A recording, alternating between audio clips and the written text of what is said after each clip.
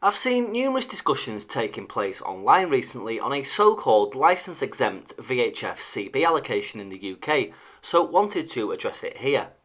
For a number of years now, there have been efforts amongst the radio community to raise interest in a portion of the VHF spectrum being allocated for hobby use.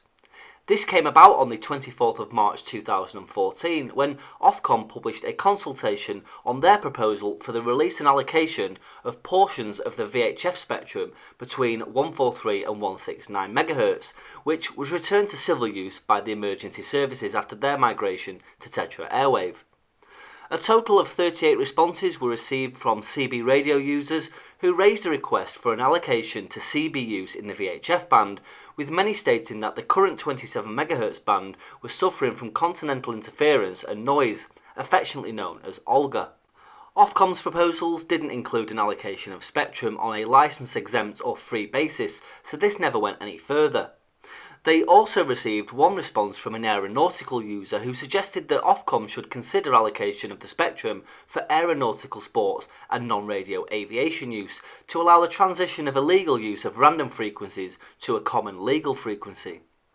Ofcom said that they didn't see that there was a case for making additional frequencies available for aeronautical sporting use, as allocating spectrum in response to the illegal use of frequencies does not represent the efficient management of the radio spectrum. Channels have already been set aside for aeronautical sports use nationwide, including a channel for hang gliders on 129.9 MHz. But the story goes back further than this to sometime during the 1990s when 11 unofficial channels started to be used by non-radio aeronautical sports, anything other than aircraft. The channels are between 143.7 and 143.950 and are not official, meaning they've never been allocated by Ofcom.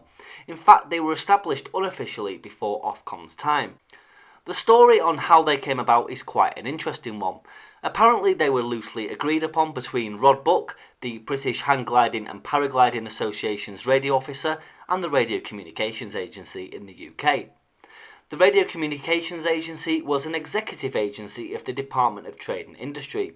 It was amalgamated into Ofcom in 2003 and was responsible for most non-military radio spectrum matters in the UK. It had around 600 staff and covered all aspects of spectrum management, including international negotiation, spectrum monitoring, regulation, research and licensing. Whilst not strictly legal, the Radio Communications Agency apparently agreed to turn a blind eye if the channels were stuck to by users. Now, the statement they were loosely agreed upon by Rod Buck and the Radio Communications Agency is all you'll find when Googling for Rod Buck and the Radio Communications Agency. This either means that it's not true, meaning the agreement never took place, or it was an off-the-record conversation between Rod and someone at the agency. In other words, tell your members that they can use the frequencies and aren't likely to be noticed. The Radio Communications Agency certainly wouldn't choose to turn a blind eye to illegal spectrum usage, especially with 143 MHz being flanked at the time by a block of Ministry of Defence and military aeronautical frequencies below and the 2-metre amateur band above. This agreement apparently came about in the mid-1990s and ultimately led to the frequencies being used by hang gliders and paragliders nationwide. So much so that these channels actually appear in some scanning directories despite them never being officially allocated or legal to use. It takes us about an hour to get to Lady Bower, so where we started from. Service to Allocation. Tiny bit of left, but it's not a great loss activity now, is it? Follow the engines, having to work hard now to change that gearbox. That's a great side, Tories, that's a great side. Gliding through towards us. Are you standing behind me? See your 5 o'clock. Rex, or are you doing Lady Bower first? All of this has led to discussions in recent years that the channels are free to use as a VHF type CB allocation within the UK. Depending on where you look, you'll see the fact that the Radio Communications Agency turn a blind eye to this as long as the correct frequencies are used. However, this is not the case and the frequencies shouldn't be used as a licence-exempt service. So I hope that clears up some of the misconceptions that are floating around regarding these 143 MHz frequencies and the apparent VHF CB allocation.